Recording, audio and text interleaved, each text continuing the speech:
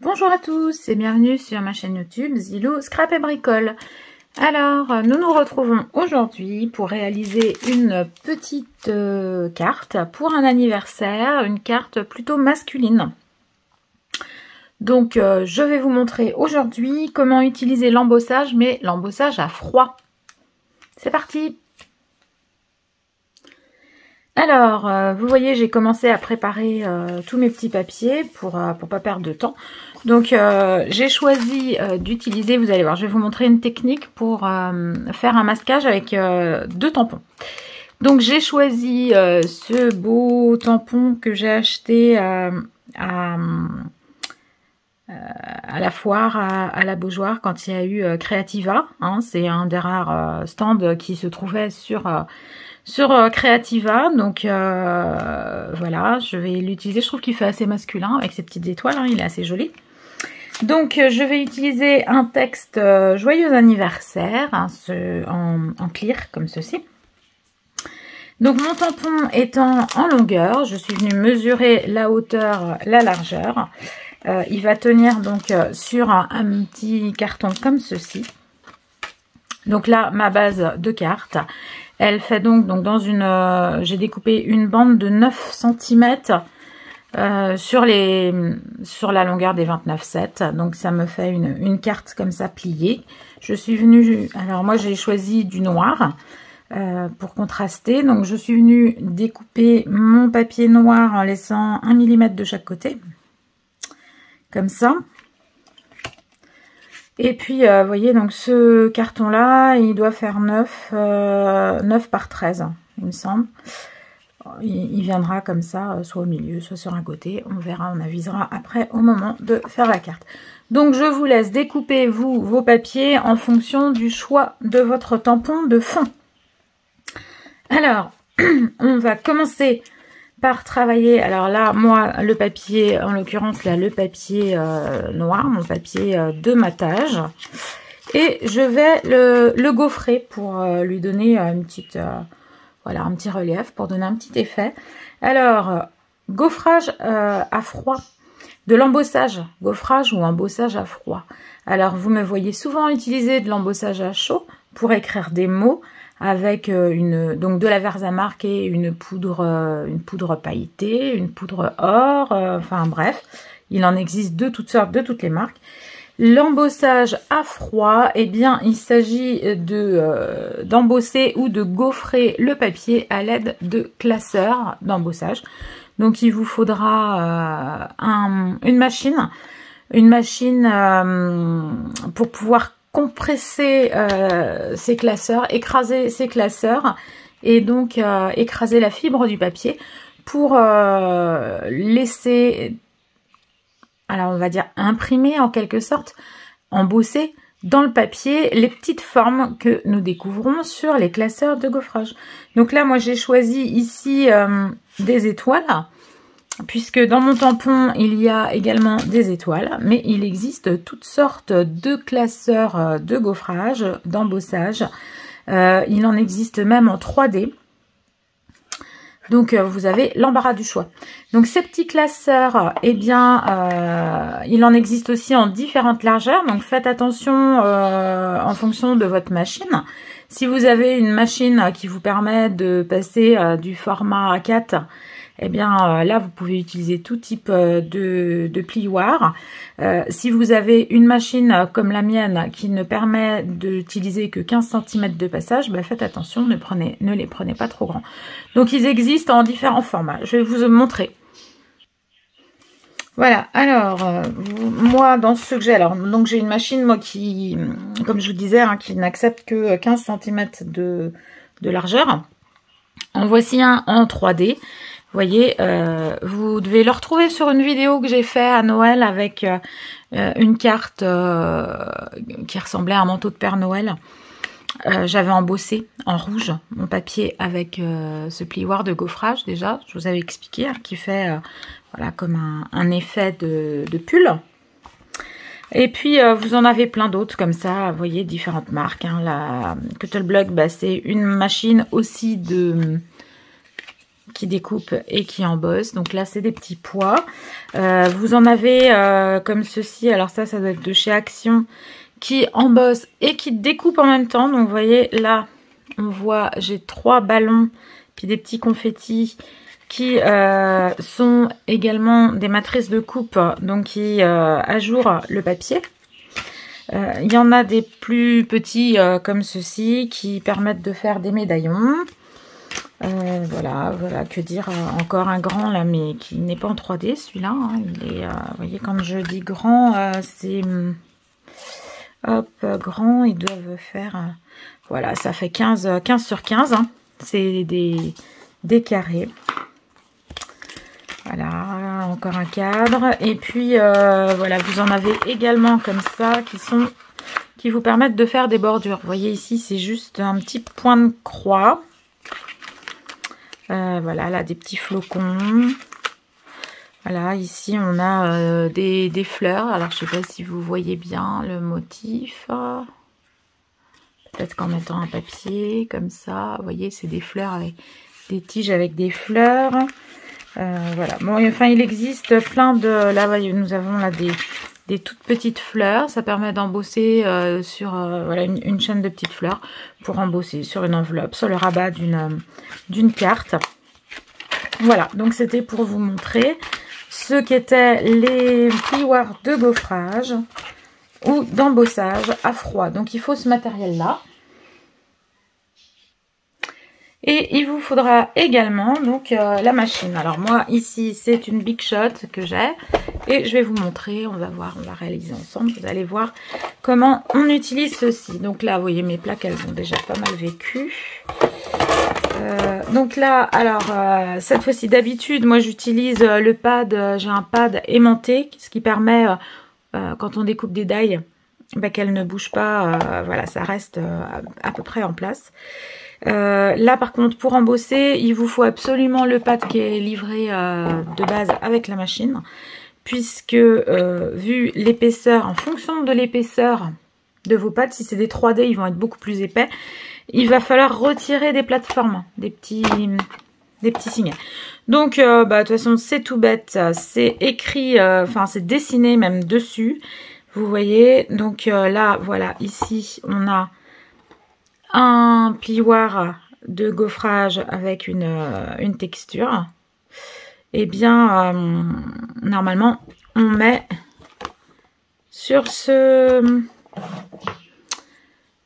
plateforme là. Alors on va voir la suivante. Voilà, la suivante c'est quand le papier est en double. Donc moi mon papier il va être en double. C'est-à-dire, vous voyez, là, on a une feuille de papier, on gaufre, non, je dis des bêtises, il va pas être en double. Là, c'est si vous gaufrez, si on avait dû gaufrer, par exemple, hop, la carte, alors la carte blanche, celle-ci, si j'avais voulu gaufrer cette partie-là, mais pas celle-ci, il fallait que je mette cette partie dans mon classeur, et puis l'autre par en dessous, donc j'avais une double épaisseur de papier. Tandis que là, je ne vais gaufrer qu'une épaisseur de papier. Si votre papier est une cartonnette qui est vraiment très épaisse, eh bien, utilisez ce pad-là. Si vous avez un doute, je vous conseille d'abord d'embosser en retirant un maximum d'épaisseur, puisqu'autrement votre papier va déchirer. Si c'est pas suffisamment embossé, eh bien, vous repasserez une deuxième fois dans la machine. Voilà, bon, je sais pas si c'est très clair, mais normalement, si vous avez la machine, vous devriez comprendre en lisant toutes les petites informations qui sont dessus. Alors, il va me falloir, vous voyez, comme c'est expliqué ici, il va falloir prendre votre plioir, donc le plioir à embosser, mettre le papier à l'intérieur, refermer le plioir et introduire ceci entre le sandwich, entre les deux plaques en polycarbonate que nous avons ici. Donc hop, on y va. Donc faites attention quand vous avez quand vous ouvrez votre plioir, forcément pour embosser vous avez il y a deux choses. D'un côté vous avez le sujet en creux et de l'autre côté vous l'avez en relief, puisqu'en fin de compte en écrasant en passant le sandwich ça en sandwich dans la machine, vous allez avoir la partie relief qui va faire rentrer le papier dans la partie creux qui est sur le dessus. Donc si vous avez un côté pour votre papier, par exemple, si vous avez un papier qui a déjà un effet ou une fibre ou qui est plus joli ou tout simplement qui a une couleur d'un côté et qui est blanc de l'autre, ben faites attention à ce que vous voulez. Alors, à savoir que vous pouvez choisir d'avoir un embossage en creux ou un embossage en relief. C'est vous qui choisirez aussi le côté que vous voulez utiliser. Donc, vous venez déposer votre papier comme ceci. Essayez de le centrer par rapport au dessin aussi, hein, en fonction de ce qu'il y a. Quand c'est des dessins qui sont répétitifs, comme je vous ai montré tout à l'heure les côtes pour le pull, bah, essayez de faire en sorte de tomber pile poil pour pas que tout soit décalé d'un côté. Ça sera plus joli. Donc, je mets mon papier, je referme mon petit plioir de gaufrage ou d'embossage. Je viens remettre ma deuxième plaque d'acrylique. Et là, c'est parti pour passer à la machine. Voilà. On va voir ce que ça donne une fois passé. Voilà. Alors, hop, vous voyez, c'est le rendu est pas mal. Donc, d'un côté, on a les étoiles en relief et de l'autre côté, nous les avons en creux. Donc là, après, en fonction des papiers, si vous pouvez utiliser, vous savez, des papiers qui sont des papiers qui sont teints d'une couleur, qui ont une couleur à l'intérieur et une autre couleur à l'extérieur, des color core, hein, il me semble que ça s'appelle. Et puis vous, avec une cale à poncer, vous venez ensuite passer la cale comme ça sur votre papier, ce qui fait que vous allez poncer en surface et vos petits reliefs vont ressortir avec une autre couleur. Ou alors vous pouvez utiliser une petite mousse et une petite brosse et un petit peu d'encre et le passer très légèrement, ce qui fait que la brosse, ça va accrocher au niveau des reliefs et vos petites étoiles vont se retrouver légèrement ancrées et elles apparaîtront mieux. Alors comme mon papier, moi, est noir, je vais le laisser tel quel, puisque de l'encre, quoique les oxydes sur du noir, ça pourrait le faire, mais non, je vais choisir de laisser mon papier comme ceci. Voilà, donc vous aurez eu un petit aperçu des différences entre l'embossage à chaud, que l'on fait avec une poudre et un heat gun, un pistolet chauffant, et l'embossage à froid, que l'on réalise à l'aide d'un classeur de gaufrage ou d'embossage, et d'une machine telle que la Big Shot. Voilà. Alors ce papier là, eh bien on va venir le coller ici. Et puis nous allons maintenant nous attaquer en quelque sorte à notre petite carte du dessus. Allez, donc je sors mon tampon encreur. Il va falloir que je prenne un bloc acrylique suffisamment grand.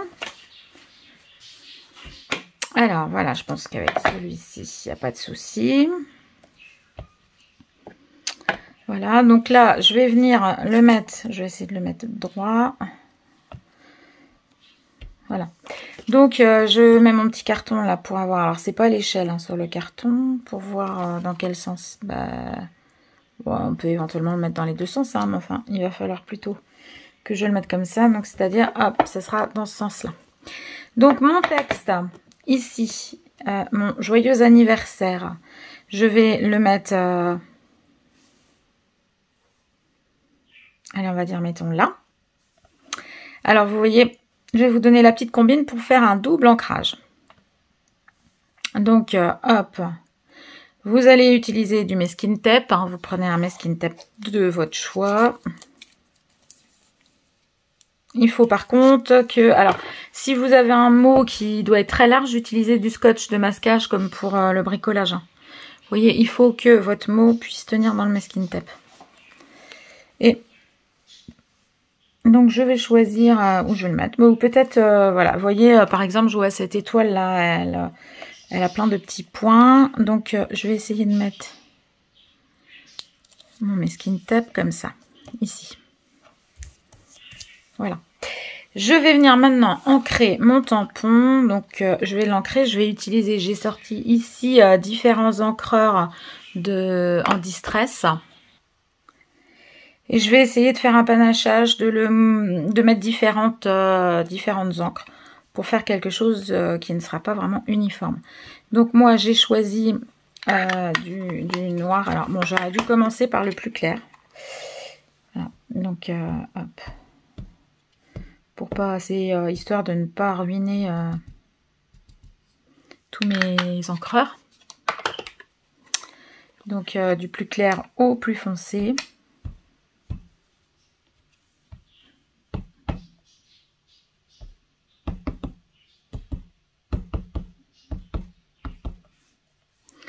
Et puis après, bah, je peux prendre éventuellement avec une petite mousse, hein, autrement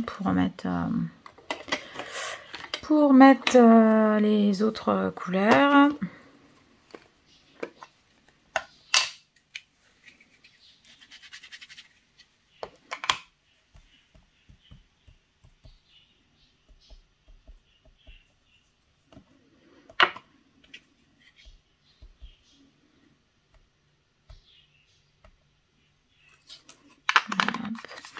Voilà, on va mettre ça comme ça et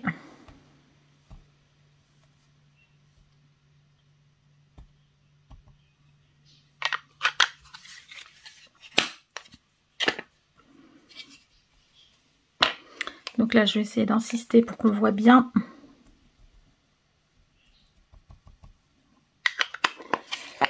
Voilà, donc vous voyez, je suis venue ancrer, donc vous pouvez le faire d'une seule couleur, hein. Moi j'ai choisi de mettre 4 couleurs, donc j'en ai 2 bleues, une marron, une noire. Et je vais venir, alors si vous attendez très longtemps et que ça met longtemps à sécher, vous pouvez réhumidifier un petit peu avec, d'ailleurs c'est peut-être ce que je vais faire, puisque là c'est de l'encre oxyde et que ça peut être assez sympa. Donc vous voyez, je prends une petite bombe, comme ça. Et je viens me pchiter très légèrement parce que l'encre oxyde elle est très longue à sécher. Donc on va venir, hop, je vais venir essuyer pour éviter d'avoir de l'eau qui coule partout. Voilà, j'en ai mis plein mon papier. Également, on va le mettre de l'autre côté. Et je viens, alors n'oubliez pas, je viens retirer maintenant mon scotch de masquage. Voilà. Donc il est là, je vais l'essuyer. Et là, ah bah décidément, j'ai pas voulu mettre beaucoup d'eau, mais j'en ai mis plus que ce que je ne pensais. Donc voilà, ma petite carte est là, mon tampon est là et je vais venir reposer tout doucement. Alors comme j'ai mouillé avec, comme j'ai remis un petit peu de brumisateur, il y a des petites gouttelettes d'eau sur mon tampon. Donc je ne vais pas appuyer trop fort pour pas que ça bave et que ça fuse partout. Donc je laisse bien mon tampon posé sur le papier. Le papier va absorber et boire aussi l'encre. Comme c'est pas un tampon avec un dessin très très net, vous voyez, ce sont des... Ça fait un peu un effet vieilli, vintage. Donc voilà. Donc quelquefois, quand vous hésitez, il vaut mieux laisser comme ça le papier boire l'encre plutôt que de vouloir aller trop vite et puis d'avoir une image qui ne sera pas jolie.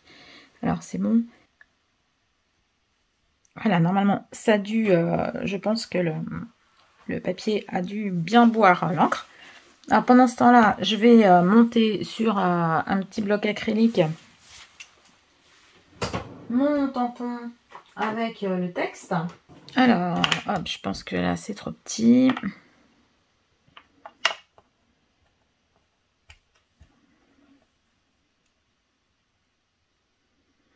Et celui-ci, bah tiens, on va le mettre en embossage à chaud. Comme ça, ça fera une vidéo où on utilisera les deux techniques.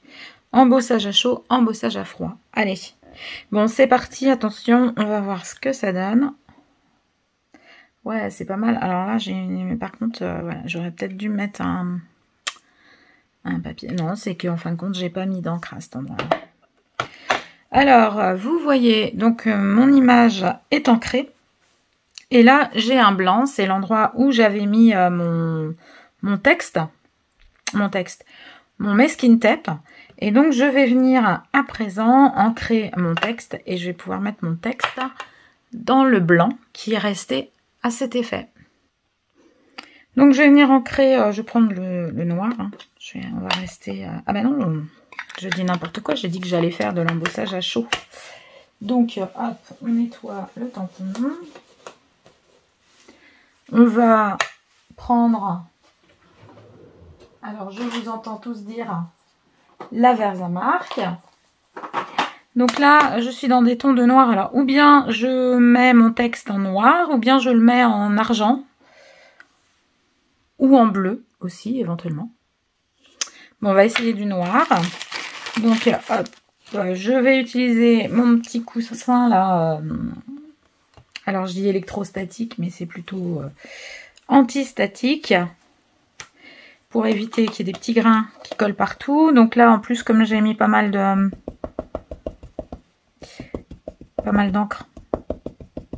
il faut que j'en mette... enfin, il faut que j'utilise mon petit coussin, sinon ça va coller. Alors, on va prendre une petite feuille.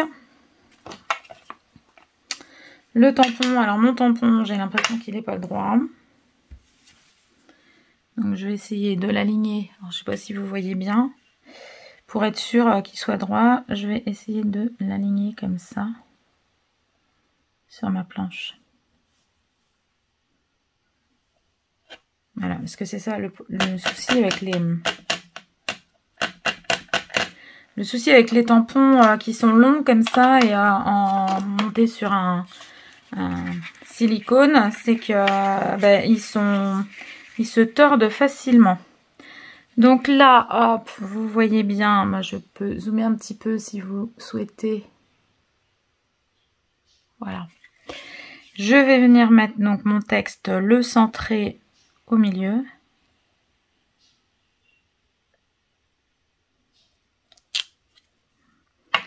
Voilà, et on va mettre la poudre.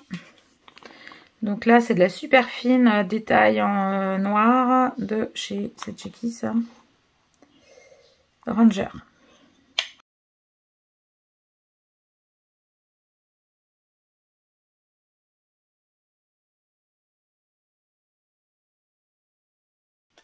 Alors j'ai normalement une petite gamelle là pour faire l'embossage, mais je l'utilise rarement parce que ça fait du coup c'est statique et ça garde plein de produits, donc après on est obligé de le nettoyer au chiffon. Je trouve qu'on gaspille beaucoup, donc hop, voilà. Je trouve qu'avec un papier comme ça c'est aussi simple. Donc là je suis venue mettre ma poudre, je vais donc maintenant chauffer.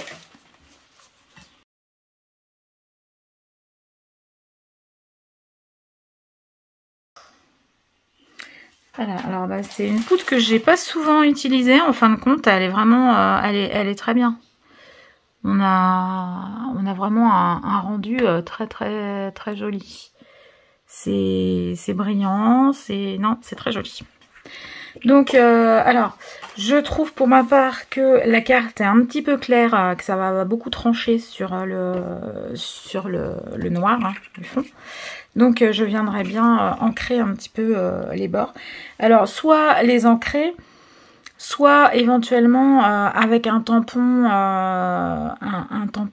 faire un petit peu de, vous voyez, des petits ronds ou des petites choses comme ça, de différentes couleurs sur les bords. Bon, je vais prendre le plus simple, ça va être d'ancrer, donc hop, on va y aller. Je vais prendre de l'encre foncée, hein. Et puis on va y aller. Alors par mouvement circulaire, hop.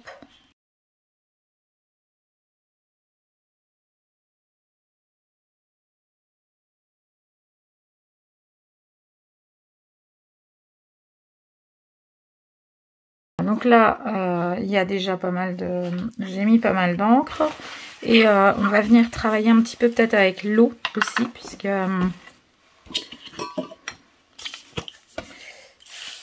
alors déjà, là, je vais nettoyer.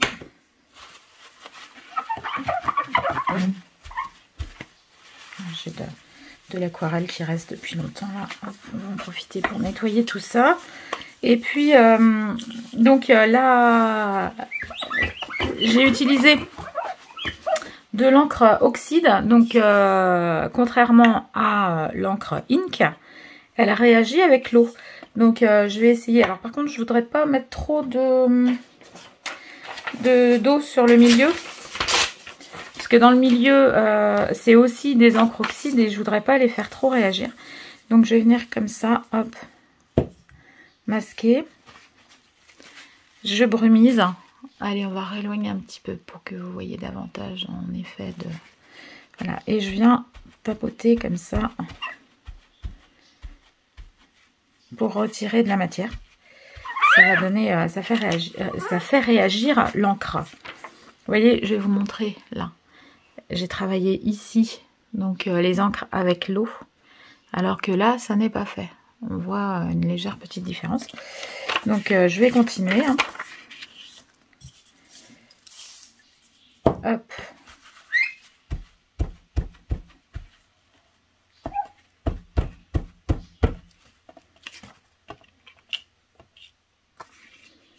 Voilà, et puis en séchant, alors forcément mon eau fait un peu gondoler mon papier, mais en séchant le papier il va retrouver sa forme initiale. Hein. Alors on va finir sur le dernier côté. Vous voyez, je sais pas si vous vous apercevez, mais là ces trois côtés ont été faits. Il y a une petite différence avec celui qui n'a pas encore eu sa petite dose d'eau.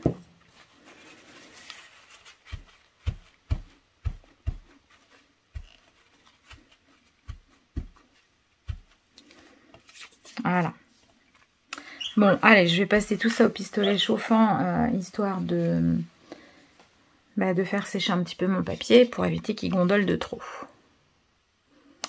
Alors, j'ai trouvé un tout petit tampon avec des étoiles, mais toutes petites. Et je me suis dit que ça ferait assez sympa d'en mettre quelque part en embossage, comme ça, à différents endroits.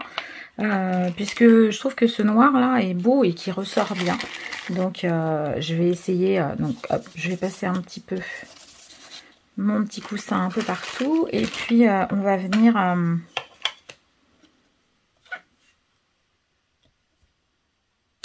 voilà, je vais venir en mettre, donc il faut que je repère là où je les mets.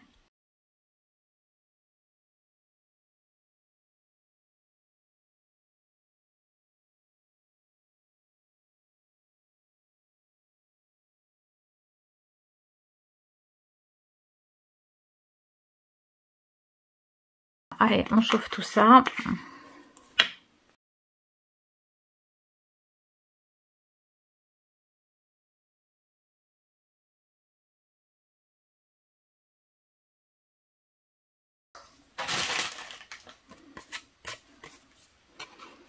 Voilà, donc ça remet un petit peu de petites touches de brillance, comme ça, je trouve que c'est pas mal.